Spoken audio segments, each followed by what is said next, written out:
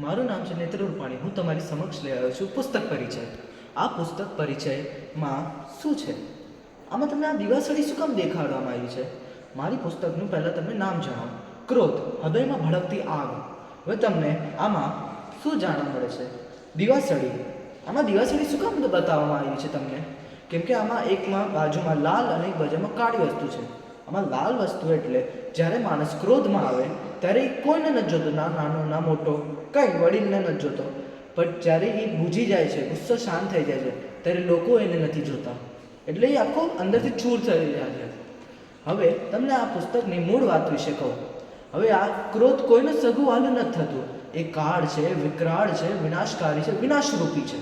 તો પણ આપણે શું કામ ક્રોધ કરીએ છીએ? હવે એ માણસનું એક મૂળ રૂપ થઈ ગયું છે ક્રોધ. ક્રોધ વિના કોઈને ચાલતું જ નથી.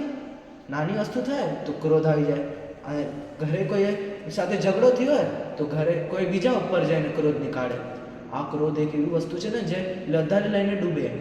ક્રોધ એક એવી વસ્તુ છે જે મખમલી સંબંધો જેવા કપડાને એક ખાલી ક્રોધ નામની દિવાસળી નાખી તો આખો એ મખમલી કપડો બળી જાય છે.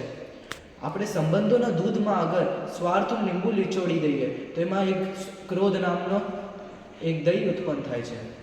હવે તો પણ આ ક્રોધ શું કામ આટલું ફેમસ છે? કેમ આટલું પોપ્યુલર છે? હવે એ ક્રોધ તો ભાઈ કહેવાય ને ખોટા માણસો એની મેળે જ પોપ્યુલર થઈ જાય. જેમ કે આપણા પોલિટિશિયન સિસ્ટમ એ પણ એ રીતે જ પોપ્યુલર થાય છે. એ રીતે જ આ ક્રોધ છે. હવે હું તમને આને એક પરિવાર વિશે કહું.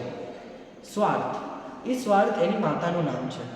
કેમ કે સ્વાર્થના પેટમાંથી હંમેશા ક્રોધ ઉત્પન્ન થાય છે. એની બે બહેનો છે, સગી બહેનો, ચાડી ને ચુગલી. એ ચાડી ચુગલી એક એવી વસ્તુ છે ને જે એક મોંમાં રહે અને એક કાનમાં રહે. હવે મોહ કાનમાં રહે એટલે જઈને ક્રોધ ઉત્પન્ન થાય. જે માણસની ચુગલી ચાડી થઈ હોય એનો એક અંગત મિત્ર પણ છે સ્વાર્થ. જ્યાં સ્વાર્થ હોય ત્યાં ને ત્યાં એનું ક્રોધ આવે છે. એની એક સગો ભાઈ પણ છે, એનું નામ છે હિંસા. જ્યાં હિંસા હોય ત્યાં ક્રોધ તો આવવાનો વ્યવહારિક છે. એની પાછળ જ હોય. આ ક્રોધ કરવાને મોટાથી મોટા ઋષિ, મહાન ઋષિ દ્રોણાચાર્ય, બધા શુક્લાચાર્ય, બધા ધોરણ એમને પણ એટલો ક્રોધ આવે છે. મોટા શ્રી કૃષ્ણ એમને પણ આવે છે. તો આપણે મારા મિત્રો, મારે તો તમારાથી એક જ વિનંતી છે, પોતાનો ક્રોધ તમે શાંત કરો. જ અસ્તુ. જય જય.